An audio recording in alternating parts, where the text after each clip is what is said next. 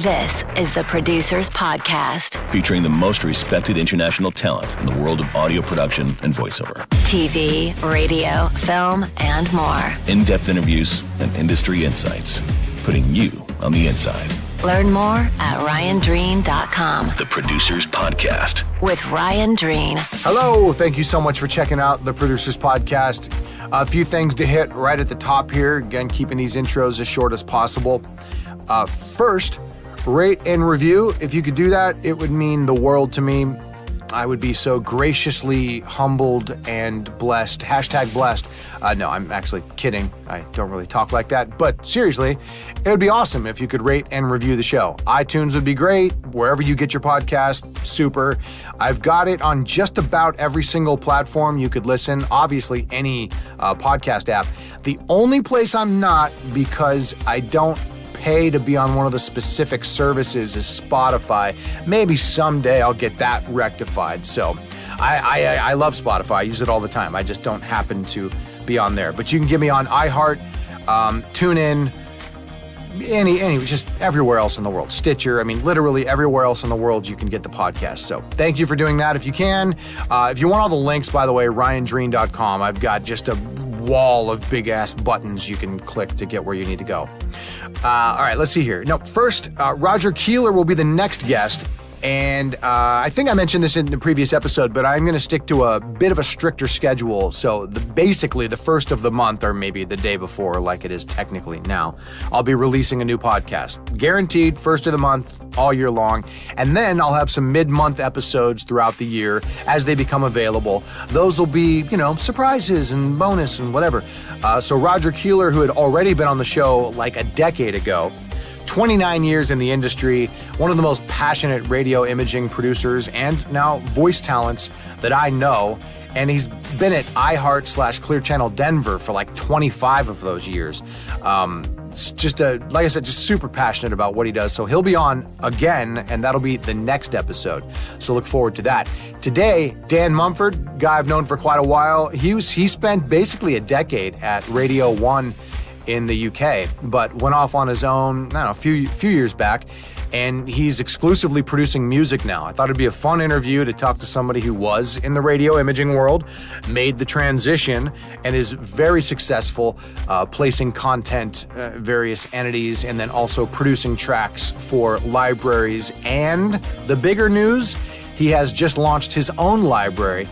And in the interview, we kind of talk like maybe it's about to launch, because we technically recorded this a little while ago, and it was right before. It was launched, but it wasn't official. Anyway, it's official.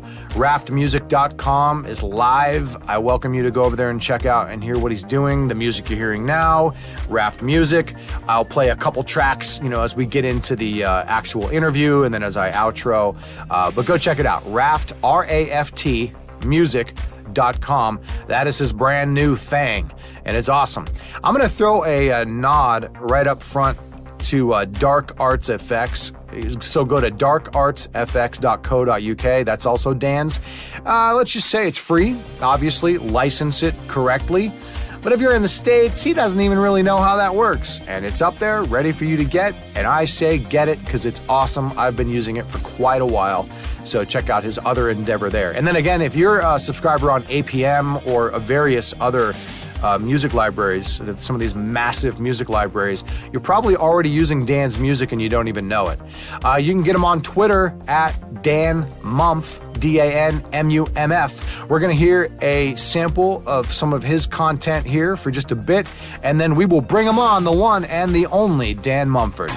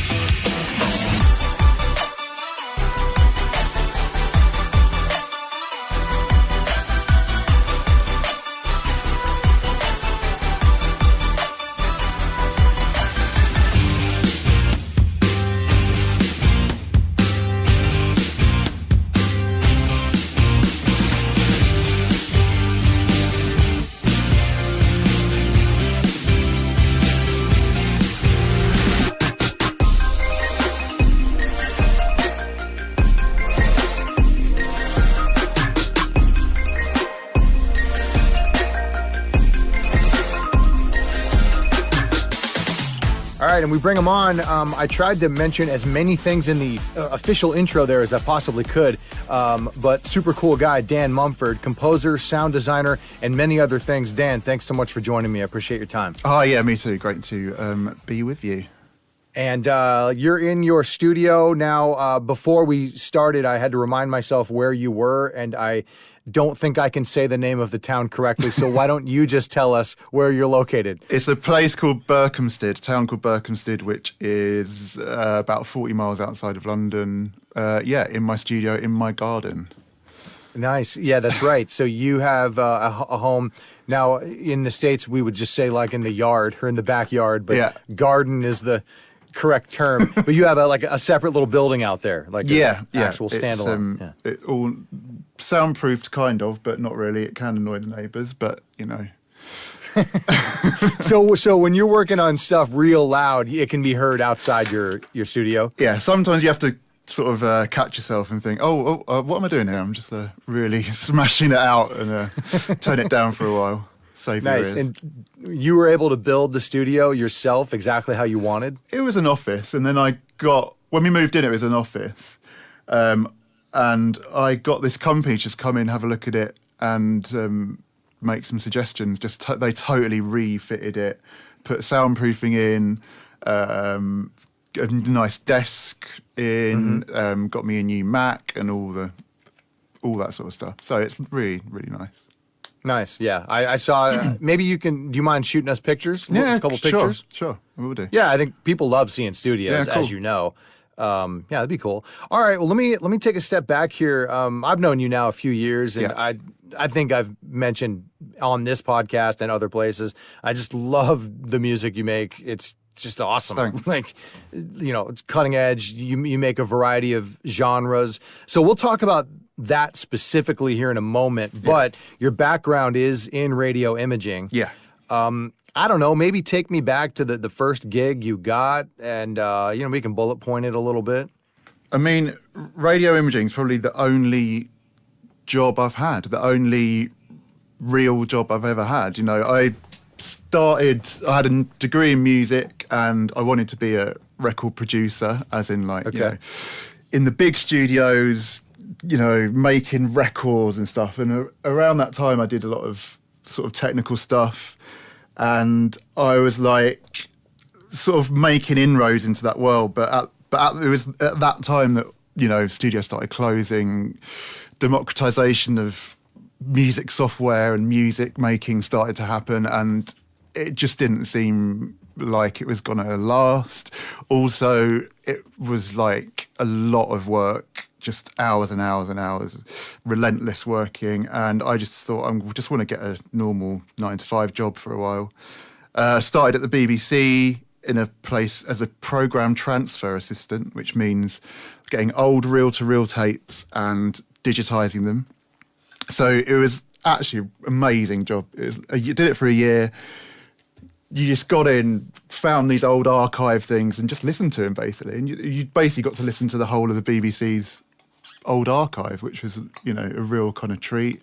It was in Maida Vale Studios, so you got to see loads of bands and stuff on your lunch hour. And then after a year, I'd sort of had enough of it. And a job came up at Radio 1, which was as an assistant. Imaging producer, and I got that and just sort of started me off really, and I stayed there for 10 years. So that's the only. When you got the gig at Radio 1, how young were you? It seems like you're probably still pretty young. Wasn't that young, 25 maybe? No, okay. Maybe, probably about 25. So before you got the gig, assistant producer at Radio 1, your entire experience working in radio was that year at the BBC, dubbing tapes? Yeah. Bit of student radio at university. Yeah. But that was just to get free records, really. So as far as the radio imaging production background, when you got hired at Radio 1, where did that come from? Where did you actually get experience doing that? I didn't have any. That's what I was sort of thinking. I kind of, I'd always loved music technology, and I'd just been spending I mean, I love music and playing the guitar and making stuff on computers.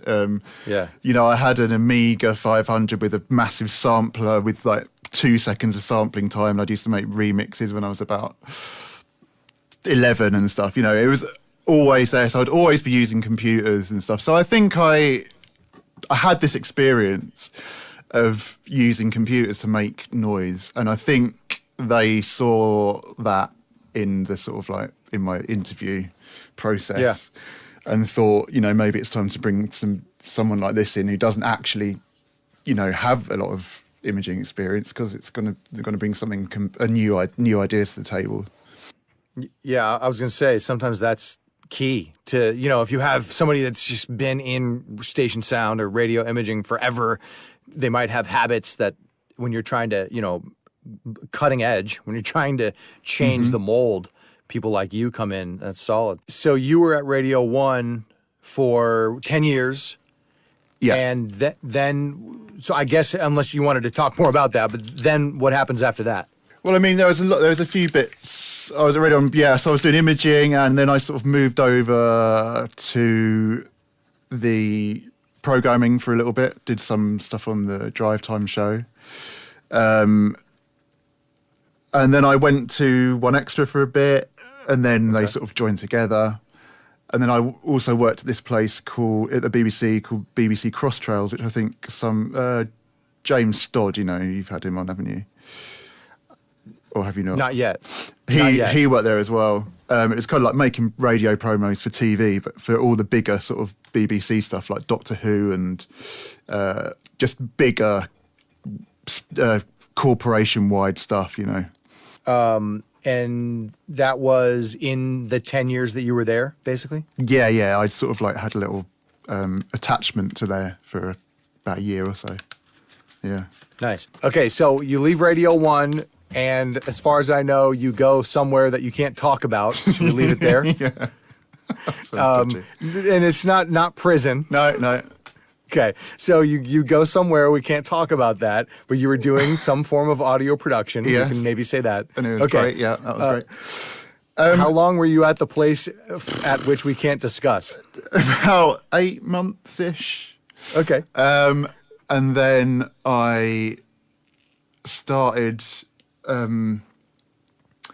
I pitched on adverts. I started basically just becoming a freelance composer and sound designer.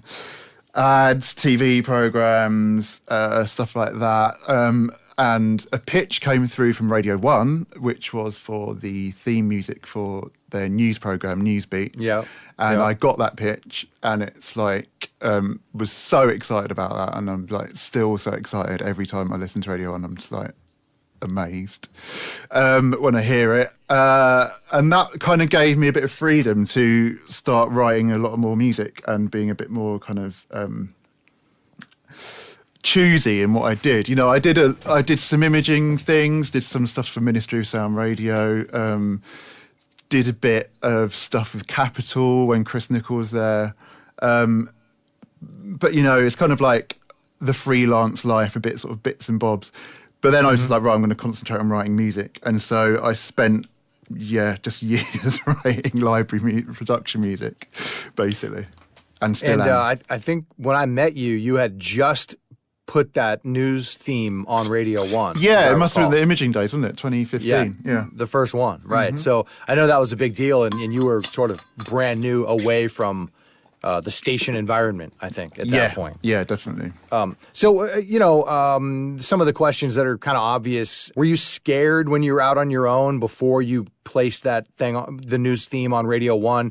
Was it exciting? Like, what was in your mind when you were officially on your own? I was more scared when before I left, because it's just the unknown, isn't it? It's just, I've never... worked just on my own, and I've got to do all the things that you have to do as a business and tax and accountants, and you know, it's just I know, what if we don't make enough money? What's going to happen? But you know, I think my wife was just like, just go. If it doesn't work out, just get another job. And I was like, oh yeah, it's actually it's actually quite easy when you think about it. Oh, so if I stop freaking out in my own mind, then really I can do this. And yeah, exactly. So, but then I mean, as soon as I started working on it. It's just been great. Yeah. Yeah, that's cool. All right, so let's get a little more into sort of the day-to-day now. I'll let people know a little more about, okay, yeah, I got a peek behind the scenes. I can't wait for this new library. So RAFT Music, R-A-F-T. Yeah, RAFT Music. And again, we'll bring this up throughout the interview here, but tell me, what is different about RAFT Music versus the other music you've been producing until now? The other music I've been what, sorry? Okay, yeah, not just literally the music itself, but the business model, or like, why is RAFT Music different than the music you've been doing up until now? I don't think it is really different. It's quite similar, in fact. But RAFT's got it's your own label, right? I mean, yeah. So I like curate it and design the sort of covers and, so I do all that. And so RAFT is kind of, it's a library, a production music library, much like any other, but it has, every track is a minute long. And then there's 2 more mixes. So there's 3 versions of every track. There's a 1-minute main version, there's a 2-minute talk over bed, and a 30-second commercial cut. So, and there's not too many versions, I think. Every track is like that. So you sort of know what you're going to get with it. Yeah. And yeah, it's just sort of like a way of putting stuff out and sort of under my own terms, And yeah, so, and I will actually take a step back and talk about the various music you have produced up until this point. But why would somebody create, their own, I don't know, the label? I mean, what are we calling? What's the proper terminology for what this is? And why do it this way as opposed to just produce tracks for someone else and have them placed in someone else's library? Well, it's a production music library. And yeah, I do write for quite a few production music libraries and get them placed. And they have got great marketers and sellers, and they're huge, and they get me placements, and it's great.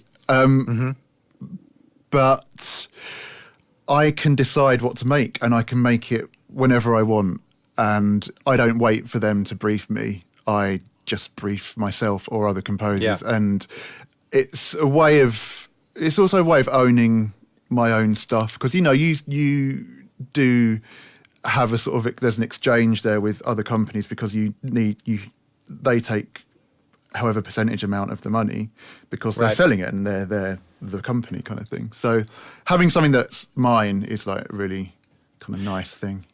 So on RAFT Music, for example, when it is available, who's your ideal customer on something like that? Radio stations for sure.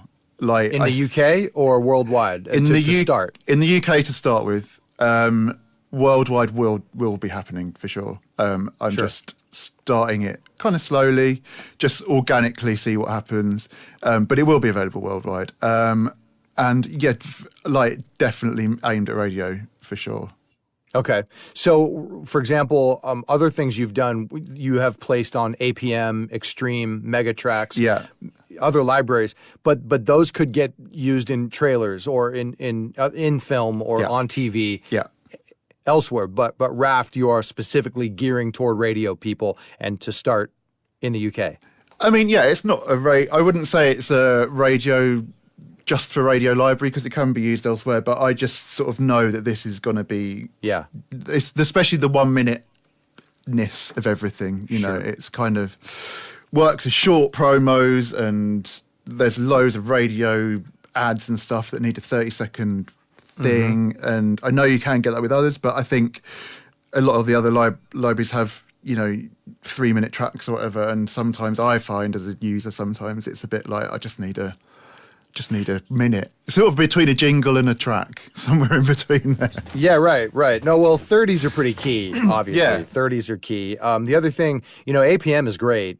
I actually happen to love APM, but it is pretty huge. And when you break out the versions of tracks, sometimes you have, 12 there, a lot of vocals to sift through. And then you have your 330 length and your 214 length that are, That's something I came across as a user, is like, I don't need a 2-minute light and a 1-minute light, because I can double the 1-minute light. It's just, and when you see it sort of concertina out, and you're like, oh man, there's like so much here. So I wanted to keep it a little bit minimal. Yeah. So we're kind of going backwards here, but I definitely wanted to make sure RAFT Music. Sure. Like I said, I already got to take a peek at it, and I've already told you I've gushed on your music plenty. I love your style; it's all amazing.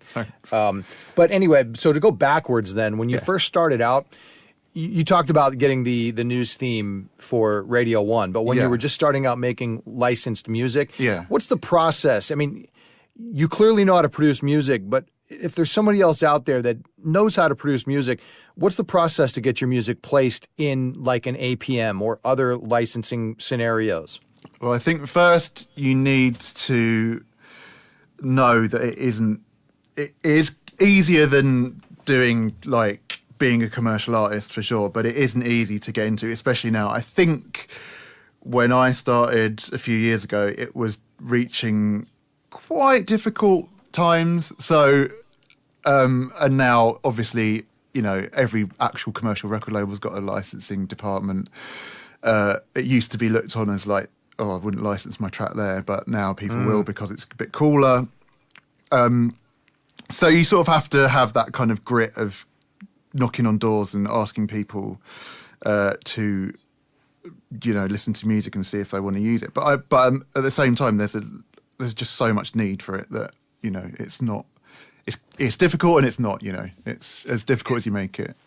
I'm getting the impression that a few years ago was sort of coming to a peak in that everybody could have a home studio. So everybody was creating music and wanting it to be licensed.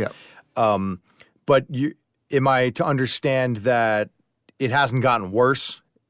maybe even is it a little better than it was? Did it reach a peak and it's a little easier than it used to be? Is that?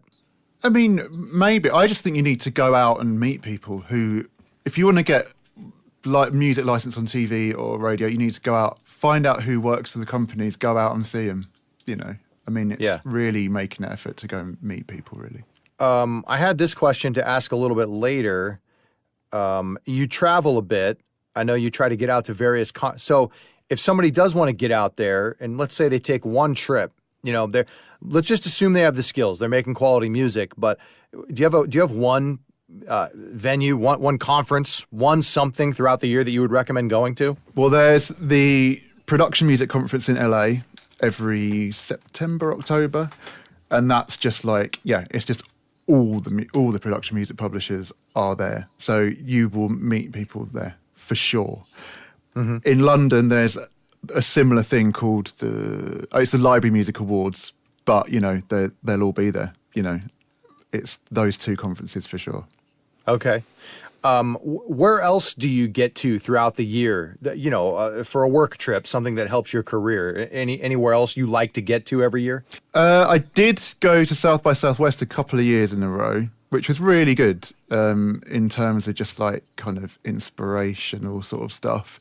And there's so much in the way of like TV, radio, tech, live music. There's so much and movies, obviously. So much going on there that you can just like laser focus if you want to do music for movies, for example, you know, all the directors are there and it's just a no-brainer to go to that, really. I haven't been because just hasn't worked out the past few years, but went twice, I think. It's really good. Oh yeah, we got you to Texas twice. Yeah.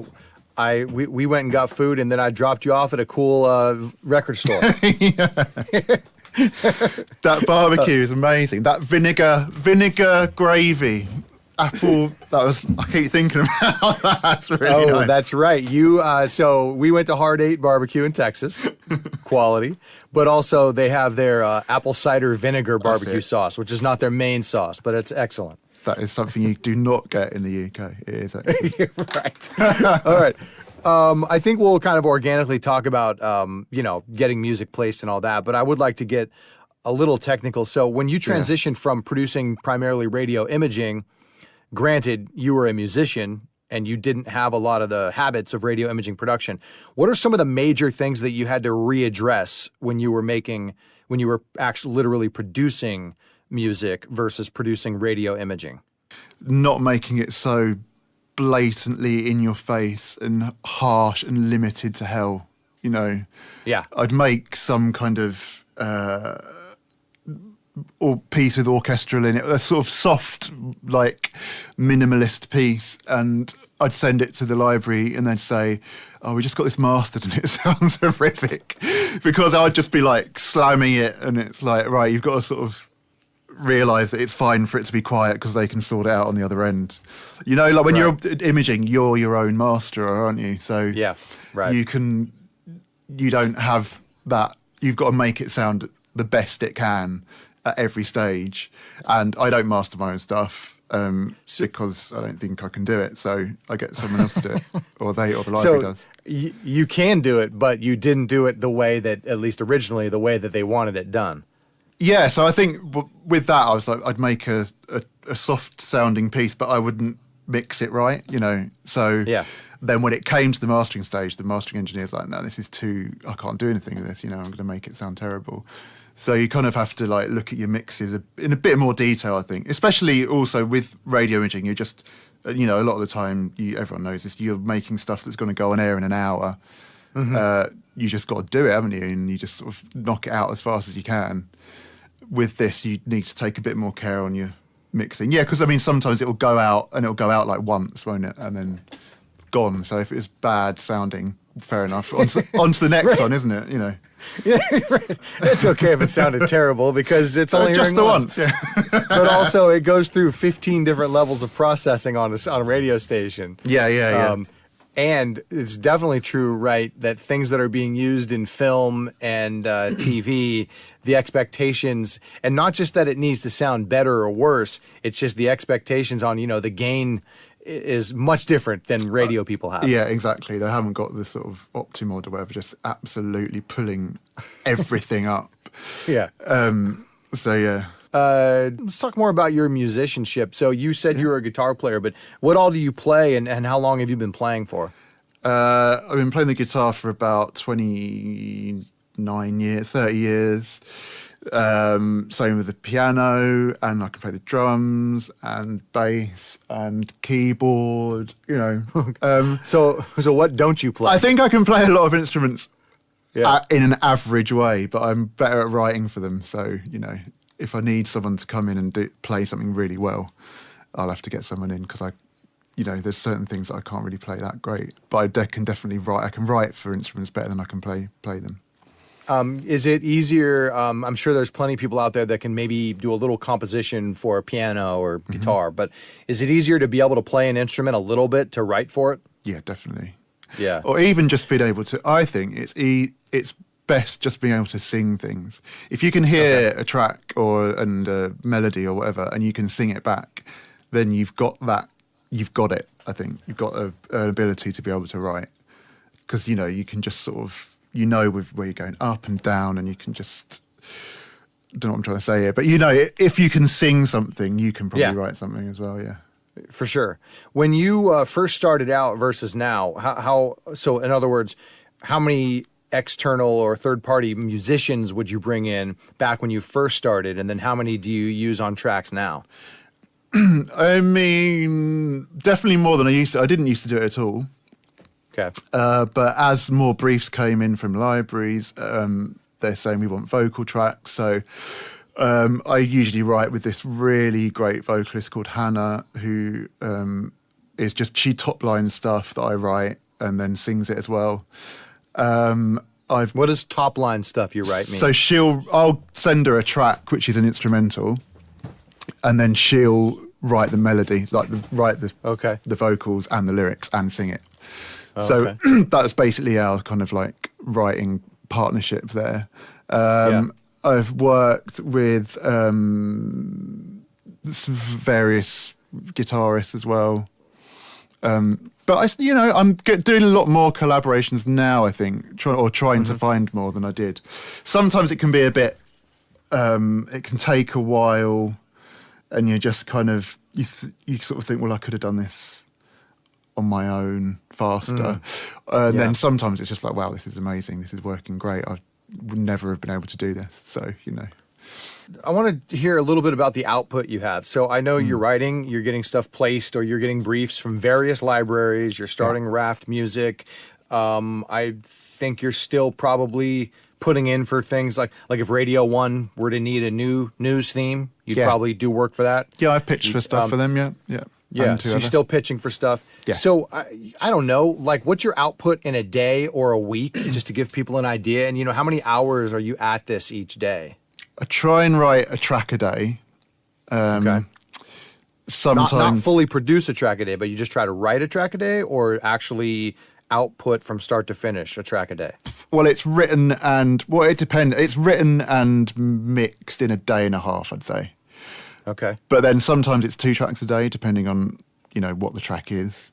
Certain tracks are easier to write than others. A drone is very easy to write. I could write 10 drones in a day. Oh, wow. That's pretty okay. But on average, a track a day, yeah, I think that's a kind of good thing to stick to. Do you think that's really efficient compared to your peers, or is that average or slow? I'd say it's kind of average. I know. I don't know. I've talked to people who are like, I can't believe how fast you write. But then, it kind of depends on the music. Because if someone's writing an orchestral, massive piece that's going to be using a trailer, it's going to take a lot longer to write than like a talk over bed, So, and then you'll take longer to write that big orchestral piece, but if it gets used in the trailer, you're going to get more money for it. So it kind of evens out. Okay. I'd say it's kind of, I'd say that's pretty high up there.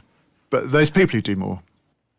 I know you work mainly in the electronic side, but I know you have skills, you do other things as well. But anyway, is there a genre that is more lucrative than all other genres right now? I think anything that's like on trend will be lucrative right off the bat. So as soon as the album or whatever is released, if it's like a trendy thing that's on your top 40 stations, then it'll get used and it'll do well. The problem with those is that once the trend is off, then they won't get used again. No lifespan. Yeah, exactly. If you do kind of an orchestral thing, it's a slow burner. So you won't get as much money to start with, but it'll go on for ages. So would a brief from one of these sites, services, licensing companies be something to the effect of do something like the new Ariana Grande track? Is that as simple as a brief might be? Yeah, but they wouldn't really mention particular tracks. There's a lot of sort of copyright issues. I don't ever write any sound-alike stuff. But yeah, sort of like in the mold of the style that of sort of thing. Yeah. So, but they will kind of talk in those terms. I get that. You can't say knock off whatever the next song, whatever the hell. But you can't say knock that off. But like in the style of because that's what's trendy and that's what's going to sell right now. Yeah. Okay. I want to get a little bit into the tech, and I thought an interesting question would be, if somebody is a musician, they're looking for more income, whatever, and they have some production chops, but if you're going to start making music right now, besides your DAW, and for anybody who doesn't know DAW, like Pro Tools, so not your digital audio workstation, what would be the first thing you would recommend buying? A microphone, for sure. Okay. Like over and above any plugin, just go microphone. I mean, because you can just make anything with a microphone. You can record anything and you can manipulate it and you can... I mean, I was writing a track the other day and needed some sort of cut-up vocals. So, like, I go straight onto Splice and I'm like, right, what have they got any Vox? And then I'm like, do you know what? This is just going to sound like every other thing. Yeah. So I just sung this weird thing, then just totally processed the hell out of it. And I'm like, I'm really kind of proud of that.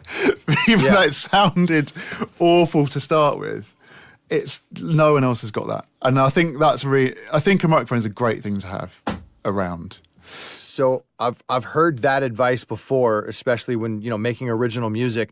Don't rely on pre-produced libraries or loops or whatever, and then stuff that you can generate out of plugins.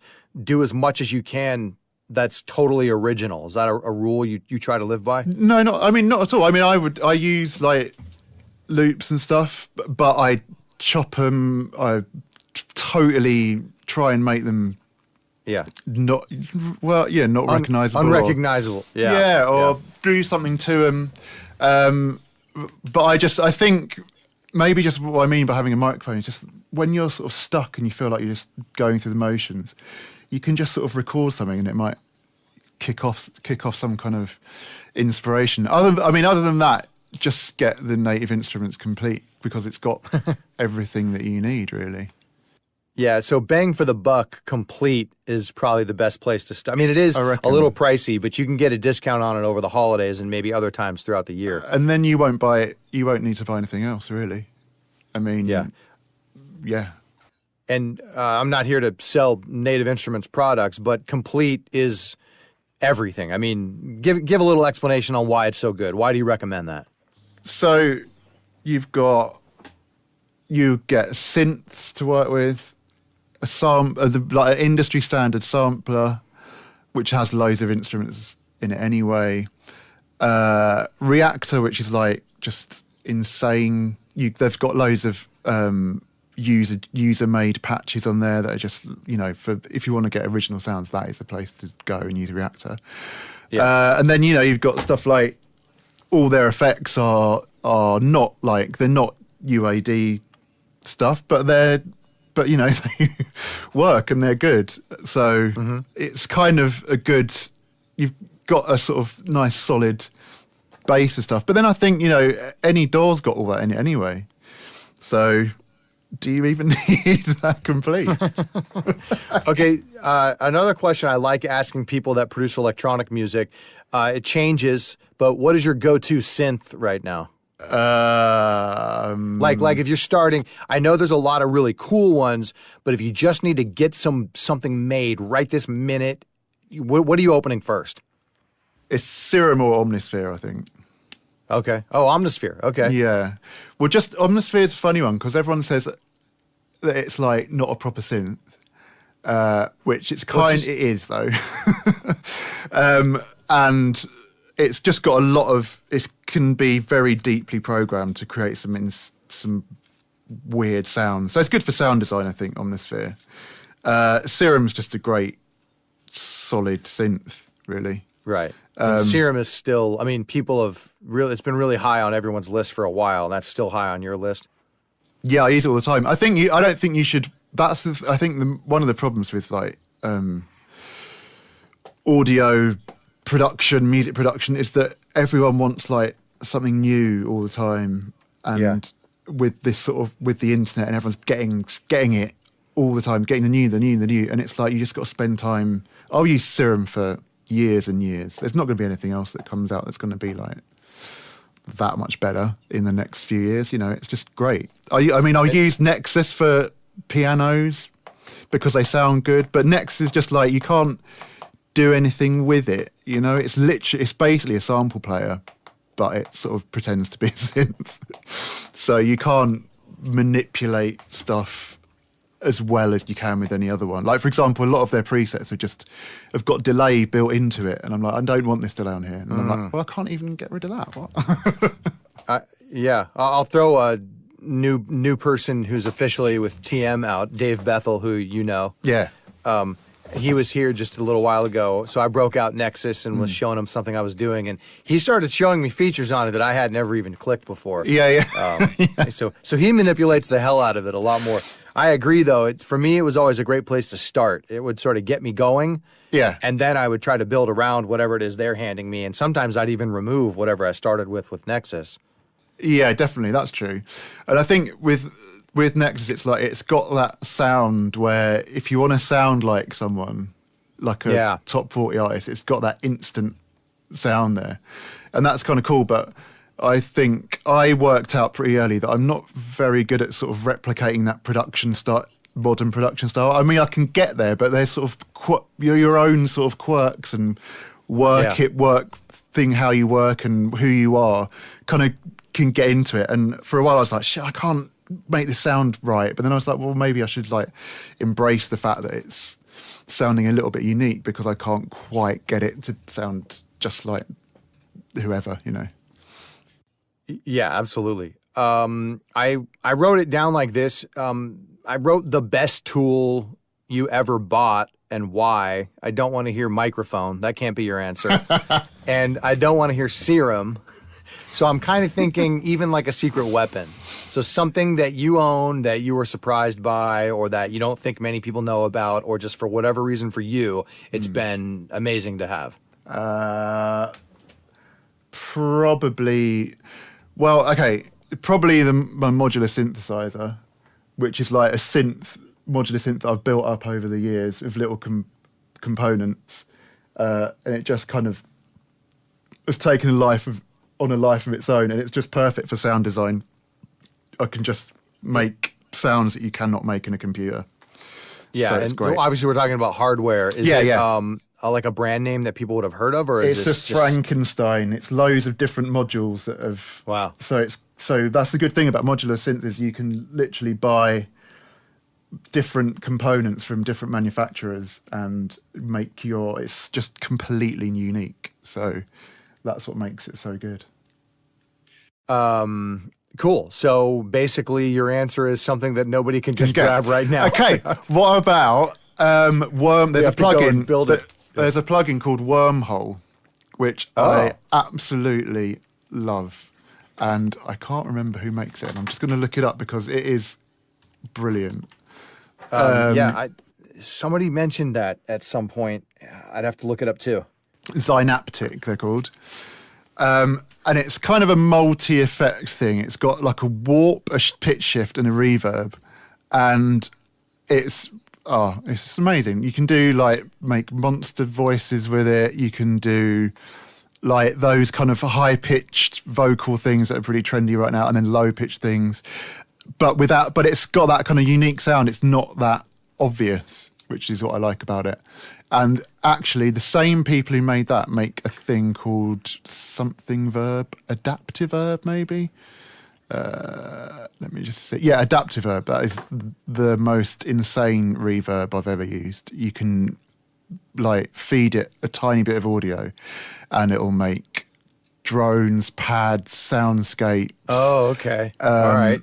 You can tweak it so that it'll cut off the reverb if something from another key is coming in, so you don't have clashing things. It's just, yeah. Wow. So they sell entire bundles here too, I see. Yeah. Okay. I haven't got any of the other ones, just Wormhole and Adaptive. I'm going to copy this and put this on the Dan Mumford page. Cool. I think people are going to want. I feel bad. Somebody brought this up before. It might have been on an episode too, and I just can't remember who. So I'm not giving them credit right now. But anyway, awesome. I love it when we hear about plugins that aren't in the mainstream, that aren't, like, hey, get that thing from Waves for $29 because it's on sales this week. It's never on sale except every day of the year. I mean, they're good I think they're good to have because they're like, they're just sort of workhorse stuff, aren't they? But yeah, you're talking about like a Waves bundle? Yeah. But none of it's changed stuff really. But then if you spend time with them, you can find out things that they do and you're like, wow, I do that all the time. Yeah, absolutely. So you sort of got us in here. I definitely wanted to bring up Dark Arts Effects, and you're obviously, I mean, I'm fascinated by the producing of music, licensed music world, which I think we covered nicely, but I also love sound designers because you get surprised so often. You think you've heard every wipe, whoosh, hit, impact, etc. And then bam, I hear 100 of them from somebody else. And I'm like, well, I've never heard that before. Yeah. So how did you get into that side of the world? In fact, I think did that come first before music? Yeah, or kind of. Maybe at the same time. Definitely when I was yeah. like a kid with computers, I was making weird sounds on the computer and samplers and stuff. But then, I mean, in terms of radio stuff or sound effects of radio or whatever, we were just making them. We were making them at Radio 1, me and Matt. And he'd already made some stuff that I'd listened to and thought it sounded just, amazing. And he I had kind his of thing on Wrong Planet, right? yeah. Was it what is it? Fish Fish in the name. food. Fish food. Fish food. Yeah. Okay. And it just sounded so like sleek and stuff. And I was like, yeah, let's make a. He was like, let's make a package. And I think that was kind of my first sort of radio effects stuff. And it didn't sound very good. It's all right. It's good. It's just. Well, you start somewhere. I mean. Yeah, and it kind of I think what I mean is like when I first started making it, I was like, oh, this isn't good. But it took a long time for me to sort of like come up with the finished stuff. Sure. And, it's definitely his stuff that I'm sort of putting it against. So Dark Arts Effects. That died after I left, yeah. And that's so online. They can definitely go there now and hear some specific content. Darkartseffects.co.uk. Mm-hmm. Yeah. How do you? Well, I mean, I didn't bring up your website. I've had the privilege of having your content for quite a while now. Are you selling it just for money? Is it just like PRS licensing? Yeah, it's just performance licensing. So you can just grab it and then just report it to your performing rights organisation. What about my friends in America? Grabbable. I mean, I'm not 100% sure how that works, but at the moment, it's there for the taking, so just get it, Oh, that's awesome. So, I would like people to compensate you, but as of right now, you're not worrying about creating a cart system on your website and selling the packages. It's working for me in the UK. Yeah, I find that kind of buyout thing doesn't really... I've done it with a few other things, and it doesn't really work out that well for me. But same with RAFT. I'll look at the dark art stuff in the US at some point in the near future. But at the moment, get it while you can get it, I suppose. Yeah. All right, get it while you can. Darkartseffects.co.uk. I've used it. A lot of your stuff is very aggressive. Would you say that that's kind of your angle on the sound design world? Yeah, probably. I mean, I do a lot of stuff for movie trailer libraries as well. And my favourite stuff to do is just the horror stuff. It's just evil, massive slams and screams and stuff. And that's just like what I love to do. Yeah, like when we produce Halloween imaging, like I always love that time of year because I feel like all the rules go out the window and you can't really go too far. Like anything you want to do is fine because it's suddenly okay to it's Halloween. Yeah, just slam everything against the wall and freak everybody out. Yeah. Yeah, so I guess... as far as, we've talked about producing effects and that kind of thing on the show before, but I've learned to say that there's really no here's step 1, 2, and 3, and boom, you have an effects library. It's a lot of just trying stuff out, right? Well, that's why I called it dark arts, because it's a dark art, I think. It really is. Like, there's nowhere for anyone, there's nowhere that you can find out how to do it, really.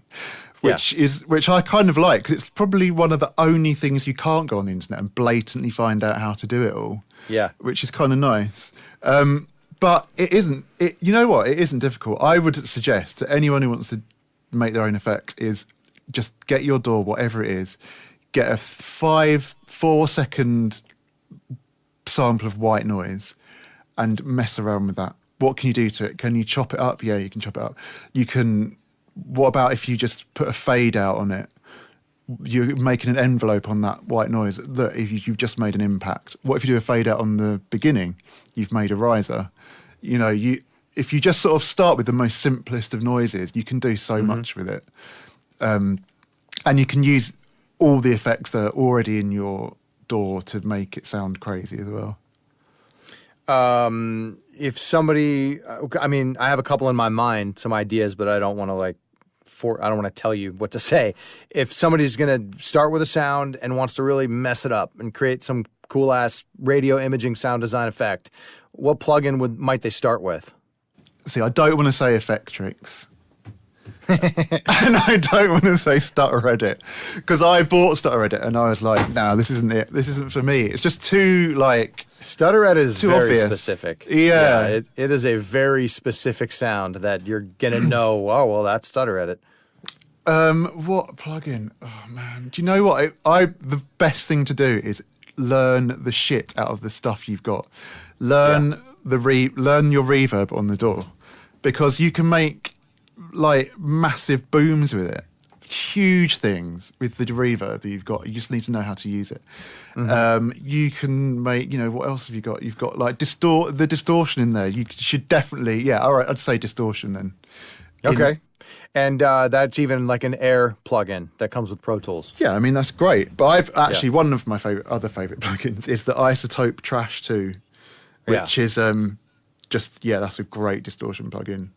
And that'll definitely help with your sound design. You can make really gnarly sounds, and then you can sort of cut up and destroy more, or add more effects to. Are you sponsored by any plugin companies, any audio companies? No, it's okay. I just wanted That's a joke.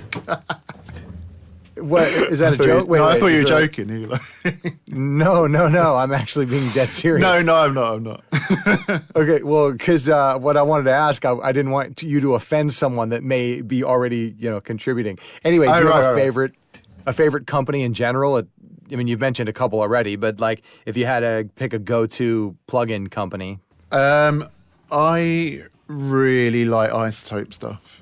Yeah, it's a bit. They're quite interesting. Stutter Edit was not for me, but a lot of their Neutron stuff is just really cool. And the Ozone stuff as well for mastering-y sort of things, or just a little sort of a master bus thing. And also, they've got the vocal synth I've got as well, which is really nice, and Iris, which is a really good spectral synth, which is really good for sound design stuff. So they're good because they've got a balance of crazy, wacky stuff and kind of standard compressors and things that work really nice. Now, do you like, they have their, I'd have to open it to remember the actual name, but I use Ozone on my master bus now exclusively, and maybe I'll drop a L3 after it or something. Yeah. Where they have their something assistant where they kind of do the work for you. The plugin does the work for you, or at least get you started. Do you even use that, or is that not cool? Like, is that not something you would do?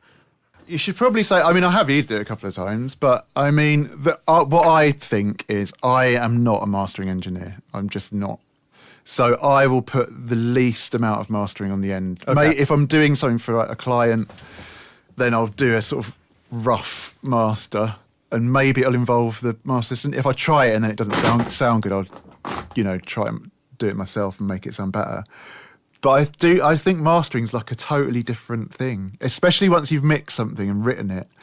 You need someone else's ears to listen to it. Otherwise, you're just going to like balls it up, I think. I don't know. But I mean, I know a lot of people do master stuff, but I think it's best passed on to someone else. Yeah. So I know RAFT music is coming. What else is next for you, or where do you see your career going here in the next 5 to 10 years? It's just RAFT music. It's just RAFT. It's RAFT, and it's just more composing. Yeah, just a lot of writing music. But RAFT is definitely the kind of next step, and there'll be like constant releases. My aim is for it to be a sort of somewhere between a curated library and something like a production service where they sort of like, we've added 3 new beds this week sort of thing. But I want to make sure it's updated constantly. I don't want you to go onto the website a month later and be like, oh, this is just all the same stuff. Besides the updates, do you have any other top goals for RAFT? In other words, like a USP, somebody's going to set it apart from other, because there's a lot of libraries out there, as you know. Tell me about it, yeah. Yeah, I don't know, if you were to give somebody an elevator pitch on why RAFT will be different, besides, because I mean, everybody's going to update with some consistency. Yeah. What else would you say? It's the 1 minute. Everything's a minute. The structure it's kind of there's a structure to everything that stays the same. It's more of the same stuff, which doesn't sound great. But you know what? People want a lot of the same stuff. And sometimes in the libraries you get because they're supposed to be all things, you can wait years for another album or whatever of the genre you want to come out. But this will be constantly updating, extremely reactive as well. I really want people to sort of like tell me what they think about it and what they would want, and we can get it done fast. Nice. So they can reach out to you. What's the best way to reach out to you? Because I know if depending on when I actually get this posted, I like to leave a little time in between shows. Yeah. So if we're not launched, which we might not be by then, but then just email me, dan@raftmusic.com. And okay, great. If you want some merch, I've got bags, you got merch? Notebooks, USB with the first 11 releases on, pens, pencils, all that. So I'll send you some stuff. I can tell you about it. Just get in touch, dan@raftmusic.com.